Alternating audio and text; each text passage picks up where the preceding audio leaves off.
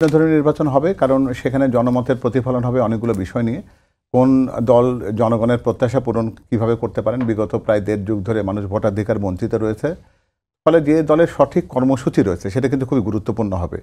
কারণ শুধুমাত্র আমরা স্বপ্ন দেখানোর কথাগুলো শুধুমাত্র বলবো যে আমরা এটা প্রতিষ্ঠিত করতে চাই, তার চাইতে বড় যদি একটা সুনির্দিষ্ট কর্মসূচি থাকে এবং সেই কর্মসূচি বাস্তবায়ন করবার জন্য যদি সুপরিকল্পনা যদি কোনো একটা দলের থাকে, তাহলে মনে হয় যে সেটি গ্রহণযোগ্যতার দিক দিয়ে যাবে। যেমন বিএনপির ব্যাপারে আমি বলতে পারি যে তাদের ৩১ দফা কর্মসূচি রয়েছে, যেটিকে তারা নির্বাচনী ম্যানিফেস্টো বলেই বলছে আর কি, এবং যেটা তার দীর্ঘদিন আগে থেকে প্রকাশ করেছে, এবং সেটির বাস্তবায়ন প্রক্রিয়া সম্পর্কেও তাদের কিছু কিছু মাঠের কাজ আছে, তাদের কিছু হোমওয়ার্ক আছে, এবং সেটা বিভিন্ন সময় তারা বিভিন্ন সেমিনার, সিম্পোজিয়ামে বা বিভিন্ন জায়গাতে প্রকাশ করার চেষ্টা করেছে।